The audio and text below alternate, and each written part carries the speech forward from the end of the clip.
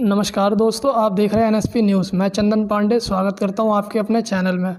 आज हम मौजूद हैं doctor advocate AP Singh ji के साथ, जो कि संत रामपाल महाराज जी का केस लड़ रहे हैं। और उनका कहना है कि अगर वो जेल से छूट जाते हैं तो वो लोगों की बहुत सेवा कर सकते हैं। इस टाइम जो कोरोना महामारी चल रही है तो उनका इलाज वो जानते हैं। तो इनसे हम पूछते हैं कि क्या इलाज है जो वो छूट जाएंगे तो जो लोगों को ठीक कर सकेंगे, जो हज़ारों लोग आज भी भर्ती हैं हॉस्पिटलों में। तो आइए बात करते हैं एपी सिंह जी से। सर, जो संत रामपाल जी हैं महाराज, उनके पास कोरोना जो महामारी फैल रही है, उनका इलाज है उनके पास जो बताएं लोगों की, जो सेवा कर सके? देखिए, कोरोना क्या है? कोरोना बचाव में ही बचाव है, ये तो आप मानते हैं। देश के, विश्व के सर्वव्यापी प्यारे अजीज प्रधानमंत्री, जो भारत सरकार के प्रधानमंत्री हैं भारत के, नरेंद्र मोदी जी ने क्या कहा कि बचाव कीजिए। ये जनता कर्फ्यू लगाया, जनता से मांग की, जनता से प्रार्थना करी, इसमें बचाव में ही बचाव है। तो ये संत रामपाल दास जी महाराज, जिनके इस देश में करोड़ों फॉलोअर्स हैं, मानने वाले तो आप मानते हैं, जेल में हैं।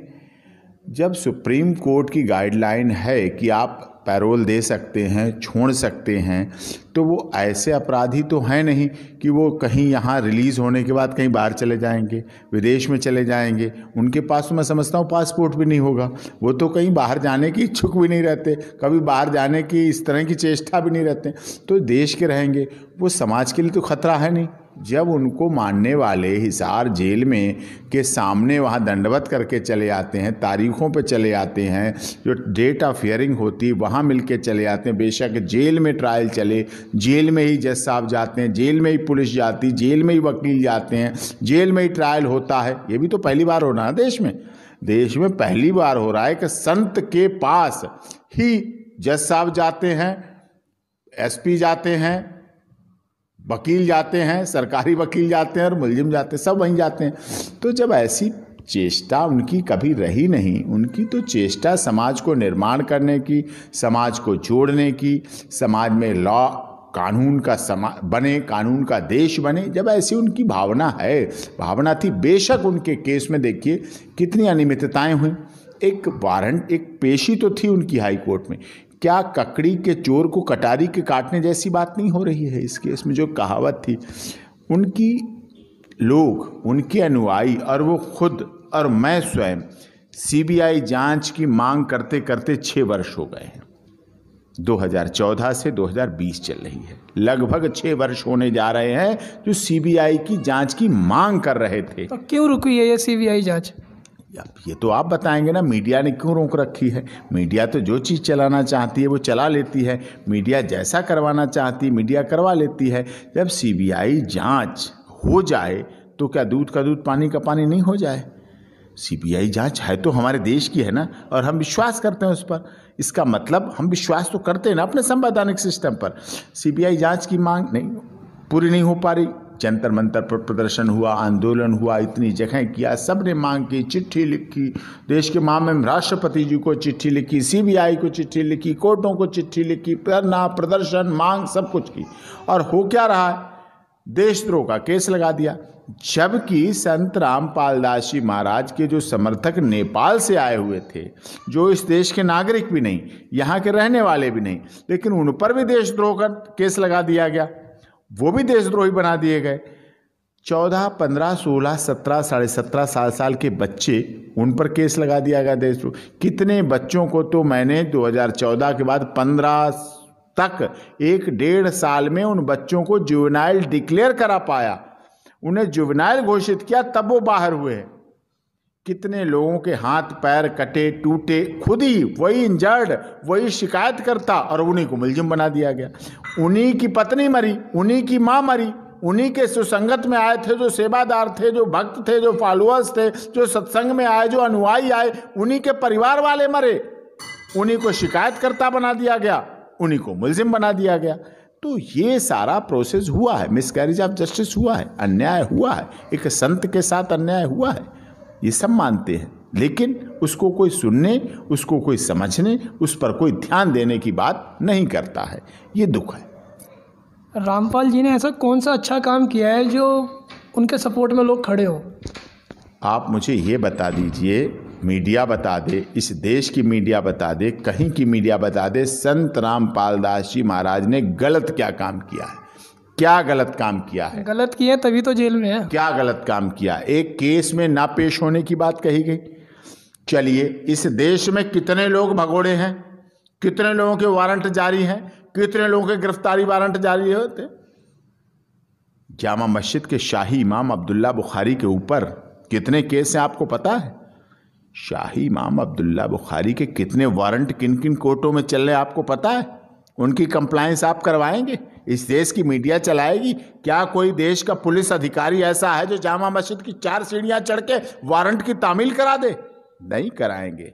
कोई हाई कोर्ट नहीं कराएगी, कोई पुलिस अधिकारी नहीं कराएंगे, कोई न्यूज चैनल नहीं चलाएंगे। लेकिन रामपाल जी, जो कि अहिंसक प्रवृत्ति के संत, जिनकी हिंसा कहीं दूर तक नहीं आई, उन पर वहां लगा दिया, उन पर देशद्रोह का केस लगवा दिया, उन पर ये सारी साजिश रचवा दी, उनके लिए षड्यंत्र रच गया, उनके लिए ये सारी समस्या पैदा कर दी गई। तो सारा जो इस देश में हुआ है ये मिसकैरेज ऑफ जस्टिस है। और उनके करोड़ों फॉलोअर्स आज भी भारत के संविधान, मैं खुद भारत के संविधान, न्यायपालिका पर विश्वास करता हूं, भरोसा करता हूं, करता रहूंगा, पूरे जीवन करता रहूंगा, भारत के संविधान को पूछता रहूंगा, हाथ जोड़े खड़ा रहूंगा, फूल माला चढ़ाता रहूंगा। और निकलेगा एक ना एक दिन ऐसा आएगा जो इस देश के सारा सिस्टम, सारा तंत्र कहेगा कि संत रामपाल दास जी निर्दोष हैं, निर्दोष थे। क्यों? कारण क्या है? क्या ये सत्य नहीं है कि उन्होंने दहेज रहित शादियां करवाई? क्या ये सत्य नहीं उन्होंने जाति, हमारी धर्म है, मानव जाति हमारा धर्म है, जाति नहीं कोई न्यारी, मानव धर्म पे विश्वास किया, हिंसा पे विरोध किया उन्होंने? क्या ये सत्य नहीं उन्होंने नशा मुक्त समाज के निर्माण के लिए अपने को समर्पित किया?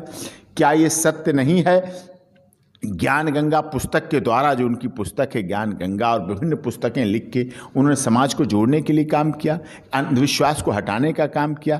क्या उनके फॉलोअर्स की पहचान इस बात से नहीं होती है कि ये आदमी को पकड़ो, अगर इसके पास बीड़ी नहीं है, सिगरेट नहीं है, तंबाकू नहीं है, गुटखा नहीं है, पान पराग नहीं है, कोई ऐसा नहीं है, तो इसका मतलब है रामपाल जी का समर्थक है? ऐसे पहचान होती है हिसार के कोर्ट के आसपास जब पुलिस लाठियां पीटती है उनके भक्तों पर, फॉलोअर्स पर लठ बरसाती है, तो ऐसे लोगों को तलाश किया जाता है। इसकी तलाशी लो, अगर बीड़ी निकल गई तो रामपाल का नहीं है, अगर बीड़ी है नहीं है कोई नशा, तो इसका मतलब ये होगा ये संत रामपाल दास जी का समर्थक हुआ।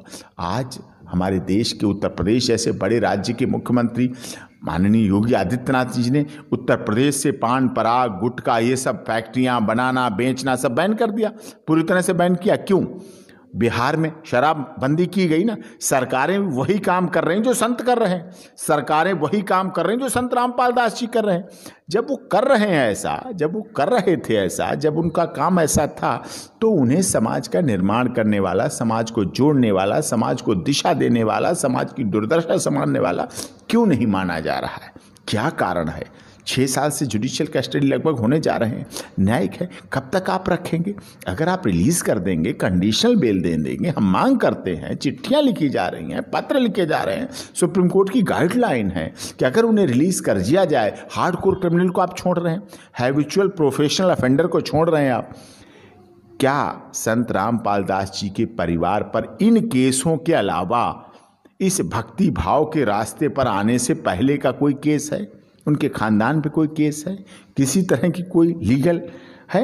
हैबिचुअल है, प्रोफेशनल है, लेकिन जो प्रोफेशनल हैबिचुअल ऑफेंडर हैं, पीढ़ी दर पीढ़ी चले आ रहे हैं, उनको तो आप रिलीज कर देते हैं, इनको इसलिए नहीं रिलीज करते हैं, राजनीतिक आ जाती है, सत्ता आ जाती है, सत्ता से जुड़ी हुई बात आ जाती है।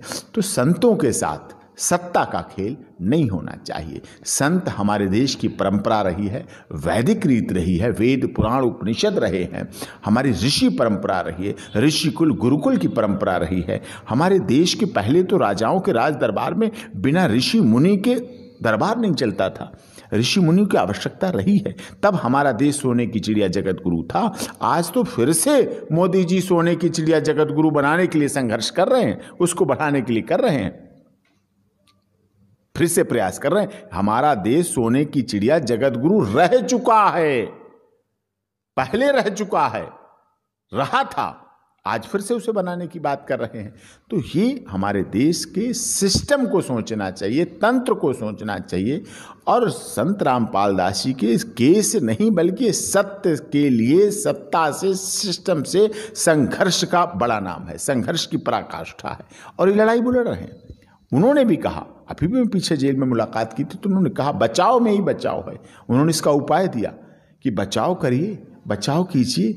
और उनके तो ज्योतिषी भी कह चुके हैं कि ऐसे ऐसे बातें आई हैं सामने, बहुत सी बातें हैं जिन्हें आप जानते हैं, सोशल मीडिया पे भी चल रही हैं कि कोरोना बीमारी के बारे में, जिसमें आप जानना चाहते हैं क्या कोई संत, क्या कोई ऐसे पद का प्रतिष्ठित व्यक्ति जिसे लोग अपना परम पिता, परमात्मा, परमेश्वर मानते हों, भक्ति में रहते हों, वो अपनी संतान का, वो अपने बच्चों का, वो अपने परिवारों का, वो अपने लोगों का अहित चाहेगा, उनका बुरा चाहेगा? वो चाहेगा देश में कर्फ्यू लगा रहे, वो चाहेगा लोग अब काम धाम पे ना जाएं, वो चाहेगा अर्थव्यवस्था डामाडोल हो जाए, वो चाहेगा हमारे देश को भी और देशों की तुलना की तरह माना जाए। हर संत चाहेगा कि जहाँ उसने जन्म लिया है, जिस धरा और धरती पर जन्म लिया है, जहाँ का वो धर्म गुरु है, आप धर्म गुरु तो मानते हैं तो उनको मान लीजिए इस बात को कि वो क्यों चाहेंगे यहाँ का बुरा हो। वो तो यही चाहेंगे यहाँ के हमारे लोगों का भला हो, आशीर्वाद हो। वो तो यही कामना करते हैं कि हमारे भगत, हमारे अनुयायी जो उन पर विश्वास करते हैं, जो उनके लिए जीते मरते हैं, जो उनके लिए त्याग तपस्या की पराकाष्ठा बने हुए हैं, उनके लिए सारे कार्य होने चाहिए। उनकी व्यवस्थाओं में यह बात आनी चाहिए, वो समझना चाहिए।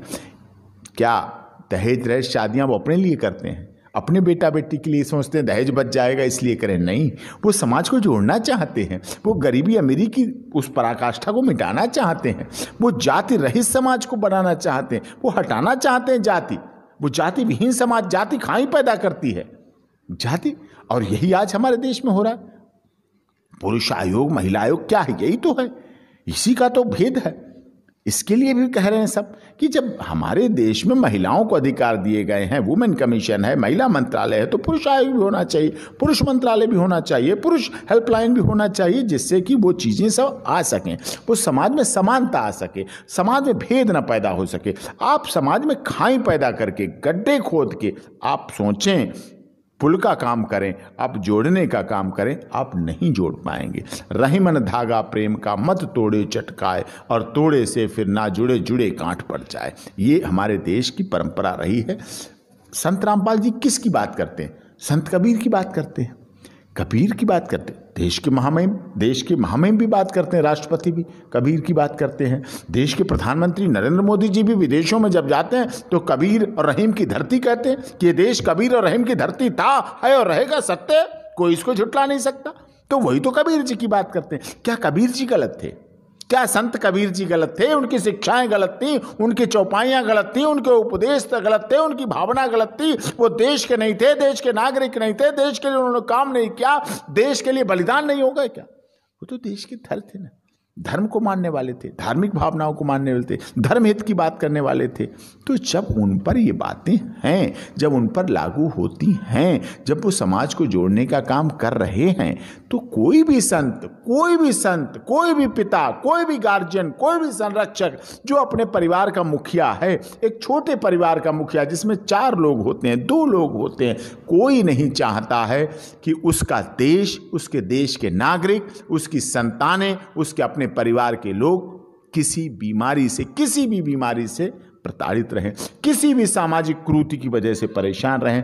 कभी भी उनका अपमान हो, कभी भी उनको दुख हो, कभी भी उन्हें कष्ट हो, कभी वो बीमार हो, कभी उनको किसी बारे में गलत हो। वो तो यही चाहते हैं सर्वधर्म संभाव, सबके साथ अच्छा हो, वसुधैव कुटुंबकम, सब अपने हों, सब हों, एक हो, विकास हो, यही दुआएं करते हैं, यही कामना करते हैं, यही मांग करते हैं। तभी तो वो संत हैं।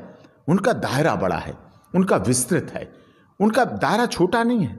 वो किसी एक जिले में नहीं बनते हैं, वो एक प्रदेश के नहीं रह जाते हैं, वो एक देश के नहीं रह जाते हैं। उनका संसार पूरी दुनिया हो जाती है, पूरी धरती हो जाती है। आज संत रामपाल दास जी को मानने वाले पाकिस्तान में भी है, नेपाल में भी है, बांग्लादेश में भी है, श्रीलंका में भी है, सब जगह है ना। उनके फॉलोअर्स है ना, बड़े हैं। आपने ज्यों ज्यों जेल रखा उन्हें, आपने उनका एक आश्रम, बरवाला आश्रम को तोड़ दिया, न तहस नष्ट कर दिया, करौथा आश्रम को तोड़ दिया, नष्ट कर दिया, बंद कर दिया, सील कर दिया। आप सील कर सकते थे, कर दिया, लेकिन क्या आपने उनके आश्रमों की संख्या बढ़ने से रोक ली? क्या उनके आश्रम बढ़े नहीं हैं? क्या उनके आश्रमों का विस्तार नहीं हुआ है? क्या उनके आश्रम हर शहर हर जिले में नहीं बने हैं? क्या नामदान केंद्र नहीं बढ़े हैं? क्या उससे उनसे जुड़ने वालों की संख्या नहीं बढ़ी है? जब बढ़ी है, जब आगे विस्तार हुआ, इसका मतलब कहीं ना कहीं अच्छाई है ना उनमें, कहीं ना कहीं भलाई कर रहे हैं समाज का, कहीं ना कहीं समाज का निर्माण कर रहे हैं ना।